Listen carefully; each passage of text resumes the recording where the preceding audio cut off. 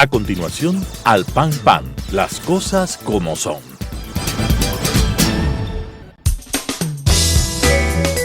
Clasificación B, bajo supervisión de un adulto.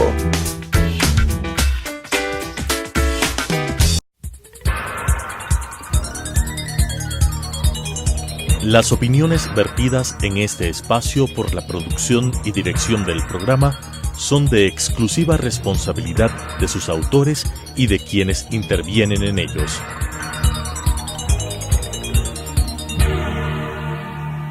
Telesucesos Canal 29 UHF presenta Al Pan Pan, las cosas como son.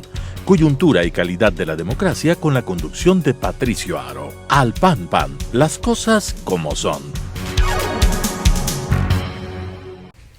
Cordiales saludos a la gran audiencia de Telesucesos Canal 29, el canal diferente. Gracias por acompañarnos semana a semana a decir las cosas como son. César Ulloa Tapia y su servidor Patricio Aro Ayerbe les damos la más cordial bienvenida. Y en esta oportunidad nos acompañará a decir las cosas como son Arturo Torres. Arturo Torres es un periodista que ha realizado investigaciones y una de sus líneas de investigación son las FARC en el Ecuador. Con él diremos las cosas como son sobre el tema de seguridad en la frontera norte y también de la seguridad ciudadana. Arturo, buenos días, gracias por acompañarnos a decir las cosas como son. Muchísimas gracias, Patricio, Arturo. Yo quisiera hacer un paréntesis breve en el sentido de que la gente conozca con bastante claridad que Arturo, en su autoría del libro El juego del camaleón, ya va por la 5ª edición, y un mérito importantísimo es que uno de los libros, yo podría decir que fue y sigue siendo bestseller para el consumo ecuatoriano, es Los Rehenes. Los Rehenes ya va por la 3ª edición. En la Feria de Guayaquil va a ser su nueva presentación. Pero el tema que nos convoca es temas de seguridad interna y externa. Y sobre la base de eso y la experticia de Arturo, yo quisiera de alguna manera iniciar la conversación diciendo que la primera preocupación de los países en América Latina es la inseguridad. No es un tema exclusivo de Ecuador, y en ese sentido los países se debaten por establecer líneas de Estado, algunas consideradas duras y otras consideradas blandas. El tema de la inseguridad, Arturo, en el Ecuador es un tema nuevo, es un tema que ha venido más bien en incremento, o es algo que le toma de sorpresa frente a los nuevos riesgos del crimen transnacional organizado al país, Arturo. Gracias por la invitación. Realmente creo que es una gran oportunidad poder profundizar, ¿no es cierto?, en un tema que realmente ha ido como teniendo, yo diría, fases, etapas, y por ejemplo, yo sí quisiera, me parece que esta mirada de proceso es una mirada importante que hay que tener para no quedarnos en lo episódico. Básicamente me refiero a la coyuntura actual que hemos vivido desde hace algunos meses, cuando se empezaron a denunciar todos los temas de la inseguridad en las cárceles, la relación con el delito afuera, todo el tema de la inseguridad en las calles, que es evidente, y en algunos casos relacionado con los fenómenos migratorios por la llegada de miles de venezolanos, no solamente al Ecuador, sino a algunos países de la región. En este caso específico, nosotros estamos viendo unas secuelas, ¿no es cierto? Creo que son unas secuelas de lo que ha ocurrido la década pasada, donde teníamos evidentemente una policía cohesionada totalmente con el Ministerio de Gobierno o del Interior, y en el cual el entonces ministro, el que estuvo más tiempo en el cargo, José Serrano, hay que decirlo, tenía bastante cohesión sobre lo que hacía la policía, o sea, lo tenía bastante controlado, y él era considerado como uno más, ¿no es cierto? O sea, él realmente se jugó por la policía, pero, ojo, también fueron creando estas redes de clientelismo, porque básicamente lo que se hizo es desinstitucionalizar a la policía y politizarla, como ocurrió con otras organizaciones o otras entidades públicas durante la década del presidente Correa. Entonces, ahora lo que estamos viviendo es básicamente un momento que todavía no acaba de ser una transición adecuada, porque en la seguridad, además, la ministra creo que tiene demasiadas demasiados frentes abiertos, pero además esta doble función de ser ministra de la política y además asumir el tema de la seguridad en una coyuntura totalmente adversa es algo que es imposible manejar. O sea, y ahí se ve como, por ejemplo, la policía nombraron hace varios meses al general Patricio Pazmiño, también el viceministro, para que él se encargue de los temas de la policía. Pero esto es muy complejo, o sea, hay mucha gente que todavía está vinculada o tiene relaciones con gente del anterior gobierno y han estado en cargos importantes y de alguna forma ellos han hecho un boicot al trabajo del actual gobierno en ciertas áreas específicas porque no están de acuerdo o porque básicamente son todavía leales al anterior, en este caso podría ser al exministro Serrano. Entonces, volviendo al tema, creo que lo que marcó toda esta década fue específicamente el tema del narcotráfico. ¿Por qué? Porque básicamente se mantuvo además una especie de pacto de silencio en el cual quien se atrevía a decir que habían carteles, que estaba aquí el cartel de Sinaloa, era perseguido. O sea, los periodistas, yo recuerdo, éramos empapelados, se nos denunciaba, y quien era mucho más hostil era el exministro Serrano, cuando él básicamente la tesis de él era que solamente habría microtráfico en el país y que los carteles no llegaban. Entonces yo creo que ahora estamos viviendo esas secuelas de mantener un silencio respecto a cómo ha ido evolucionando el narcotráfico y la llegada no solamente del cartel de Sinaloa, sino de otros carteles emergentes como Jalisco Nueva Generación, que también está en el país, ¿no es cierto?, actuando sistemáticamente desde el año 17, del 2017, y otros carteles, porque la lógica del crimen organizado ha evolucionado de una forma inesperada, sobre todo porque no ha habido información sobre cómo realmente ha ido escalando ese fenómeno.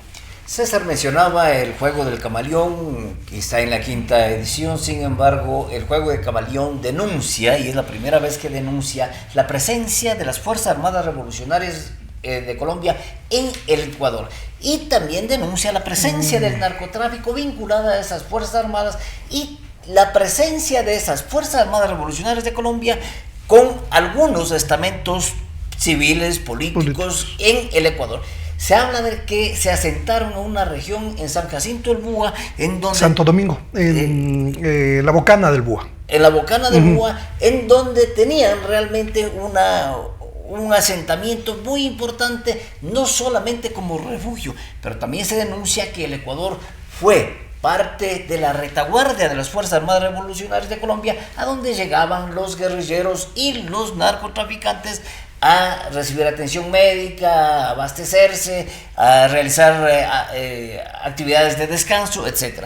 Pero eso se fue desarrollando con la presencia en el gobierno de la Revolución Ciudadana, se fue incrementando. Se dice inclusive en un momento que, y el propio presidente de la República ahora ha dicho que hubo vínculos del presidente de la República de esa época, Rafael Correa, que recibió recursos de las Fuerzas Armadas Revolucionarias de Colombia. Entonces, ¿eso cómo afecta a esta relación del Ecuador con la seguridad en la frontera norte y cómo afecta también con la seguridad ciudadana? Porque potencialmente podrían estar en las ciudades las Fuerzas Armadas Revolucionarias de Colombia y otros carteles de la droga. Bueno, y a mí también me parece, Patricio y Arturo, que el problema también puede ser mirado como un proceso de lo que ha ocurrido también en nuestro vecino país, Colombia. Hay momentos en donde se endurece la lucha abierta, sistemática, con una tecnología de primera categoría, de primer nivel. Colombia tiene el ejército mejor equipado, el número de personas más cuantitativo y el más preparado, y donde se endurece a través del Plan Colombia. Luego viene el Plan Patriota, luego Santos no sigue la línea de Uribe y él entra más bien en un proceso de negociación de la paz con las FARC, con la ELN no se logra. Y luego viene un momento, el actual, que vuelve prácticamente una línea de endurecimiento a través de lo que significa las declaraciones y las primeras acciones que toma Iván Duque, que se podría decir que algunos dicen que está tutelado por Álvaro Uribe. Y yo creo que los procesos del Ecuador no han sido aislados, también han sido procesos que han dependido de la relación de los gobiernos del Ecuador con los gobiernos de Colombia. Arturo, me da la impresión que también puede haber una conexión por ahí. Sí, evidentemente. creo que la mirada precisamente de este antecedente de cómo las FARC se fueron enraizando en el país es importante para entender precisamente por qué ahora las FARC, que ya no son FARC, son básicamente delincuentes, porque ya no hay la posibilidad de que puedan tomar el poder, ya no es un movimiento político.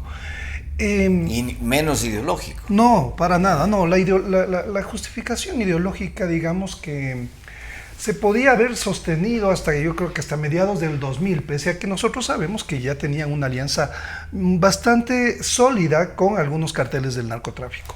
Eso, por cierto, les permitió a ellos mantener esa fuerza de pie, ¿no es cierto? Esa fuerza de 18.000 a 20.000 hombres que tenían, solo era posible abastecer con los recursos del narcotráfico, porque el resto de fuentes de financiamiento, como los secuestros, las vacunas, el tráfico de armas, ya no les alcanzaba. Entonces, hay una vertiente que es el narcotráfico que mantiene a estos grupos. Son como 18 grupos identificados en la zona fronteriza, que algunos son disidentes, otros son ex paramilitares, otros son vinculados directamente al narcotráfico. Entonces, es importante tener en cuenta una cosa, Patricio y César. Yo he tenido algunas conversaciones, de hecho varios viajes estas semanas a la frontera, a Sucumbíos, a Esmeraldas, y me confirman todas las fuentes que están en el terreno, y hablo de fuentes de inteligencia, hablo de fuentes de inteligencia militar e inteligencia policial. Todos confirman que las estructuras que tenían las FARC, ahora disidencias, narcotráfico, están mucho más fortalecidas. Mucho más fortalecidas. O sea, además, no solamente el tema de logística, no solamente los operadores, no solamente los armados que les dan protección, sino sobre todo a nivel del estamento político, a nivel de jueces y fiscales, de autoridades que han sido elegidas. Ahora, en toda la frontera, la mayor parte de las autoridades, o una parte significativa, tiene y está aliada de alguna forma con el narcotráfico. Esos son datos que han sido investigados y ese es ahora, digamos, yo recordaba por ejemplo, hace unos 5 meses hubo las elecciones de las juntas parroquiales en Esmeraldas. Claro. Todas esas autoridades operan por miedo, tienen que estar del otro lado, realmente, porque no tienen mucha opción tampoco.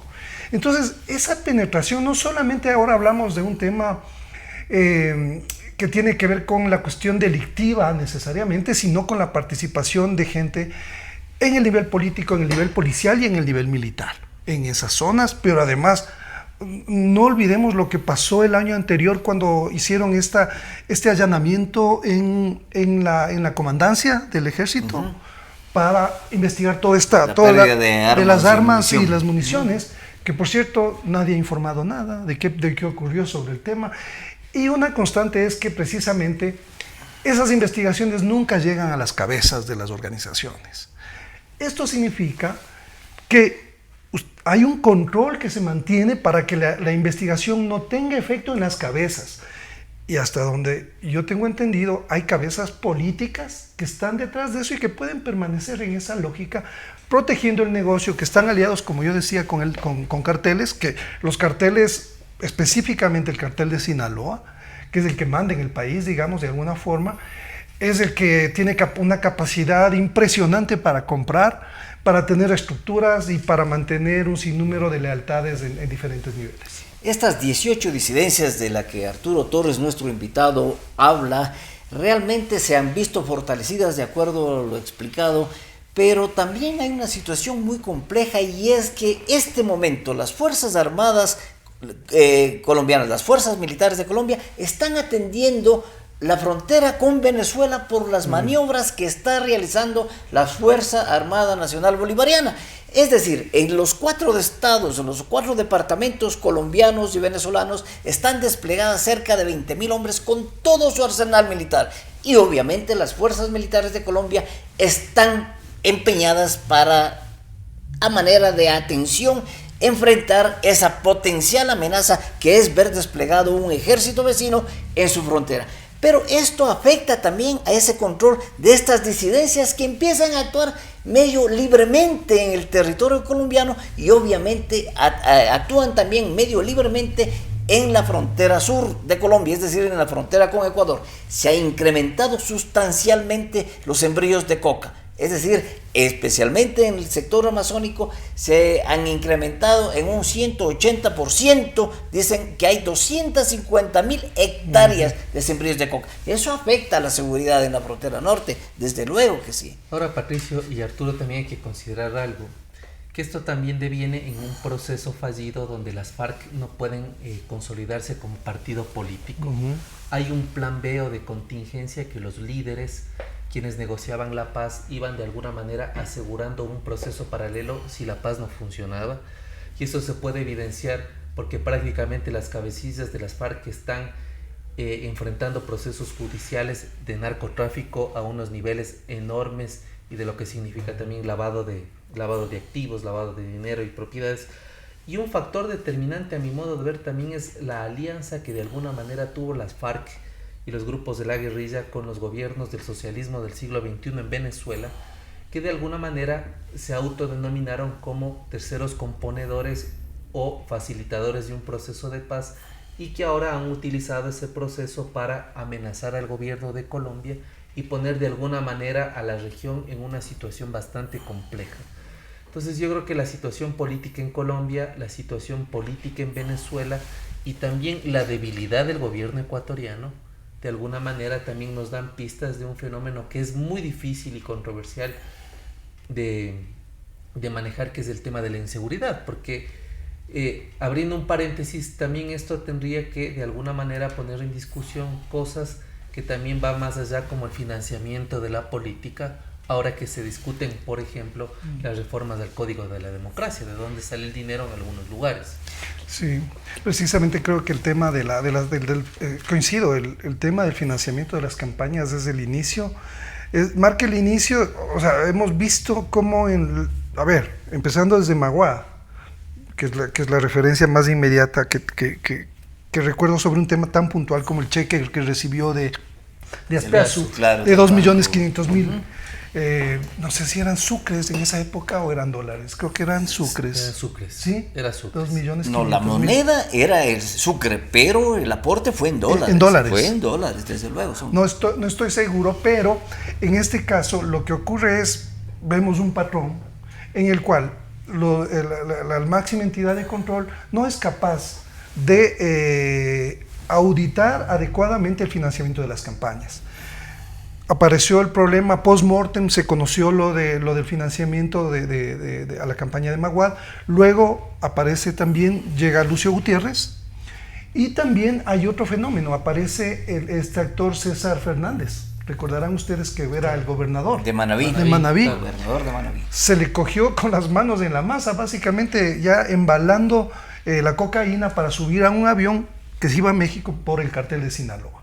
Él había participado meses antes de una campaña de Lucio Gutiérrez, él fue la punta de lanza de la campaña, y con el tiempo lo que se demostró, y él lo reconoció en una entrevista que nosotros tuvimos un año después con él, después de haber investigado algunas cosas, él reconoció que él había dado financiamiento para comprar afiches, para hacer propaganda política. Otro indicio de que cómo entró, en este caso, una persona vinculada luego a un proceso de narcotráfico que hasta ahora está detenido, porque lo volvieron a detener después de que cumplió una sentencia, de nuevo vinculado. Entonces tenemos Lucio Gutiérrez, también tiene este antecedente. Y después viene Correa, con lo que mencionaba Patricio.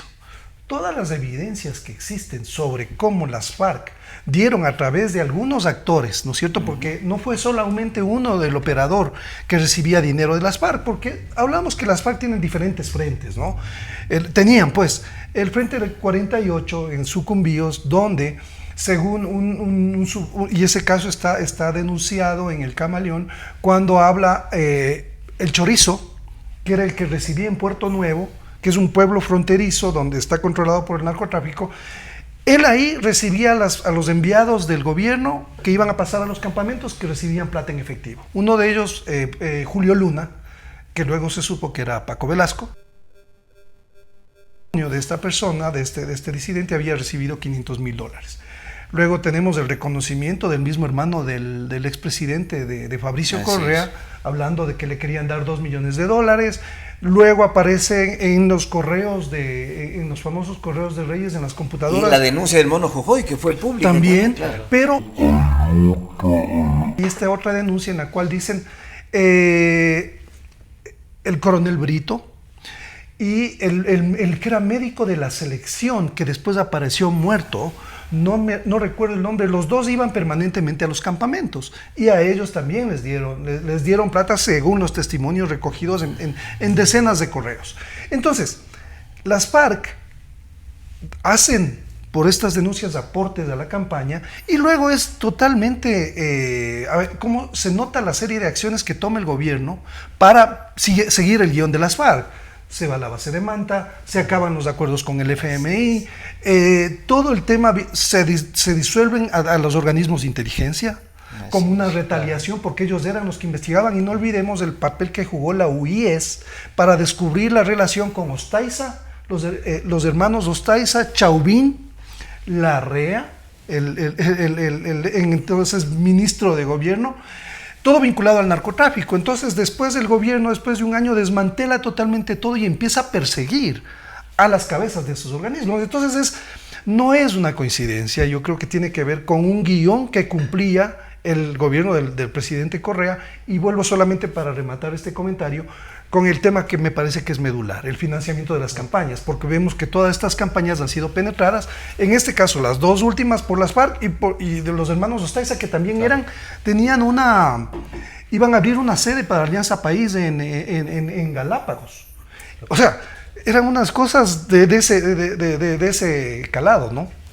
Y en la última campaña electoral, uno de los miembros del Consejo Nacional Electoral hizo la denuncia. Él dijo claramente y tácitamente que había financiamiento de grupos delincuenciales relacionados con el narcotráfico a algunas campañas políticas. Es decir, en las últimas campañas para los gobiernos autónomos descentralizados, dijo este consejero que en efecto había dinero sucios auspiciando o promocionando las campañas políticas de ciertos elementos. Pero es importante también decir que hoy las fuerzas alternativas revolucionarias de lo común, es decir, el brazo político de las Fuerzas Armadas Revolucionarias de Colombia, ¿de dónde se están financiando? Si bien es cierto, de acuerdo a los procesos de paz alcanzaron algunas curules, pero hoy siguen en campaña permanente. Y la disidencia, entre comillas, de Iván Márquez y de Jesús Andrich de este proceso no desvincula que ellos sigan apoyando al brazo político. Entonces, esta relación narcotráfico-política realmente es muy cuestionable, no solamente en Colombia, sino que de lo que estamos analizando también es en el Ecuador. Bueno, y además hay un tema que es sumamente importante, y es que las FARC, en su incapacidad de justificar un proyecto ideológico político, comenzó a desmembrarse en los que se conocían como las BACRIM, ¿se acuerdan? Las bandas criminales. Luego todo lo que significa seguridad para los grandes carteles de la droga, tanto de Colombia como de México.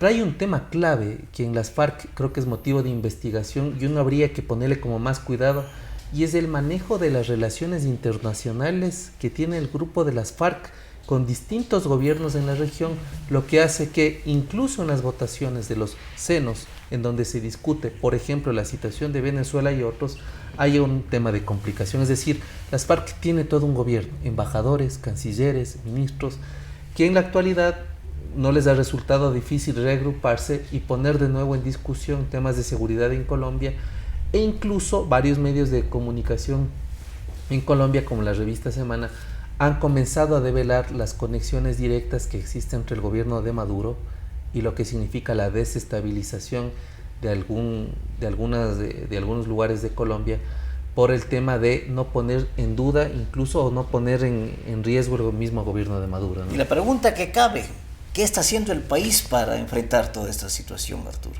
Bueno, creo que después de lo que ocurrió en la crisis del año pasado, generado precisamente por una de las disidencias de las FARC, comandada por un ecuatoriano, Guacho, que no estamos seguros si está muerto o está, o sea, no hay evidencias reales, y más allá de que las fuentes dicen que sí está vivo, que lo han visto en algunos sectores. Creo que es importante también tener en cuenta que que en este sentido el país no ha estado preparado, nunca siguió el proceso como debía seguirse, como para tener los escenarios claros y sobre todo las acciones. Entonces, creo que mal o bien lo que pasó el año anterior ya ahora significa que, por ejemplo, se está buscando una alianza política estratégica con Perú y con Colombia. Se está por trabajar. Veo que es una muy buena iniciativa porque además es el primer esfuerzo por tener un enfoque regional.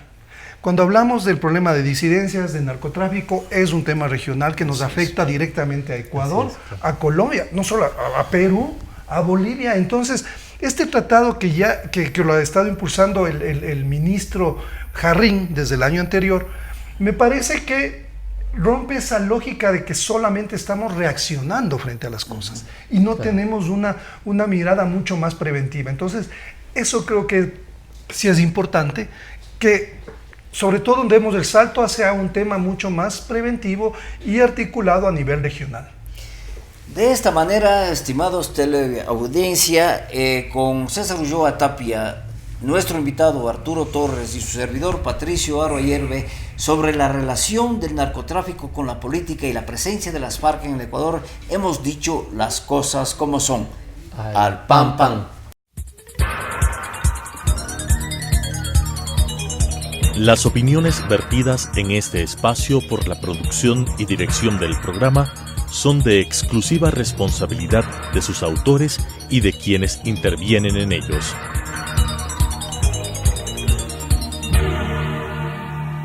Telesucesos Canal 29 UHF presentó Al Pan Pan, las cosas como son. Coyuntura y calidad de la democracia con la conducción de Patricio Aro. Al Pan Pan, las cosas como son.